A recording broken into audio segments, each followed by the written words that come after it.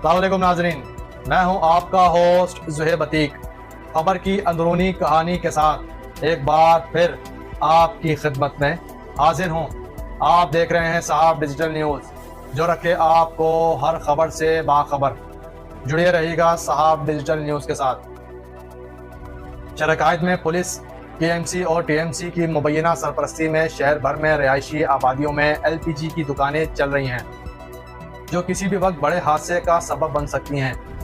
शरकायत में police, KMC और TMC की मुबैना सरपरस्ती में एलपीजी गैस की दुकानें चलने का इंकशाफ हुआ है, जहां से तीनों इदारे हफ्तावार लाखों रुपए मुबैना तौर पर नजराना वसूल कर रहे हैं। ज़राए का कहना है कि शहर के मुख्तलिफ इलाकों में एलपीजी गैस की दुकानें खुली हुई हैं। ये चलते फिरते बम का वो काम करती हैं। इन दुकानों से दिन भर एलपीजी गैस के सिलेंडर भरे जाते हैं।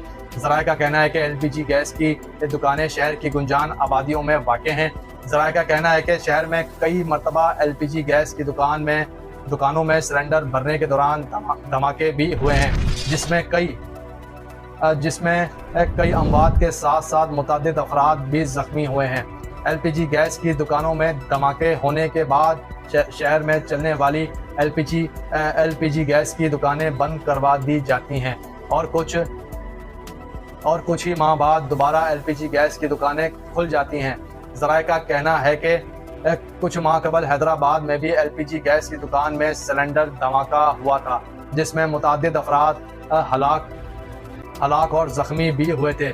ज़राए का कहना है कि एलपीजी गैस के सिलेंडर की कोई इदारा चेकिंग नहीं करता कि सिलेंडर पुराने होने की वजह से धमाके का सबब बनते हैं। ज़राए का कहना है कि तीनों इदारे थोड़े पैसों के एवज एलपीजी गैस की दुकानें गुंजान आबादियों में खुलने की इजाज़त दे रहे हैं। शहरियों का कहना है कि शहर की गुंजान आबादियों से एलपीजी गैस की दुकानें बंद की जाएं और शहरियों और इनके बच्चों की ज़िंदगियों को महफूज बनाया जाए।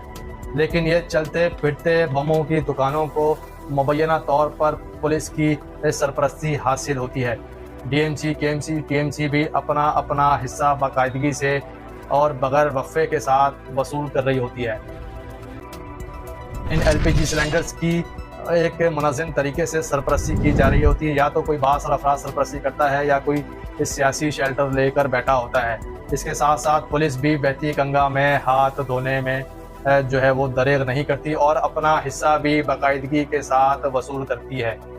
इनके खिलाफ क्रैकडाउन तो होता है, लेकिन क्रैकडाउन के बाद जोड़ तोड़ के ज़रिए दोबारा से इस चलते फिरते बम वाली दुकानों को दोबारा से इसको परमिट दे दिया जाता है कि इस टाइम आप बंद कर लें और इस टाइम आप दुकान खोल लें। लेकिन हादसा बताकर पेश नहीं आता, क्योंकि इसकी चेक एंड बैलेंस का कोई अमल या कोई इस पर इक़दामात नहीं कर रहा कि हालांकि ये जो सिलेंडर रखते हैं दुकान मालकान, क्या वो लीकेज के तौर पर धमाका होता है या फिर ये सिलेंडर पुराने हो जाते हैं उस मद में धमाका होता है, या फिर इसकी और कोई वजूहत हैं। इनके ऊपर कोई इदारा वर्क नहीं करता। इस पर कोई इदारा मुखलिस तौर पर इसको चेक एंड बैलेंस की नज़र इन दुकानों पर या इन सिलेंडर्स पर नहीं जाती, जिसकी वजह से ये हादसा रोनुमा होते हैं और कीमती इंसानी जानों का ज़िया होता है। अब देखते हैं कि क्या कानून नाफिज करने वाले इदारों की आंखें खुलती हैं। क्या इन चलते फिरते बमों की दुकानों के खिलाफ क्या क्रैकडाउन होगा, या इसी तरह से ये मुनज़्ज़म तरीके से धंधा है पर गंदा है कि पॉलिसी पर गामजन होकर इसी तरह बम गिरते रहेंगे। ये तो आने वाला वक्त ही बताएगा कि क्या होने जा रहा है। जी।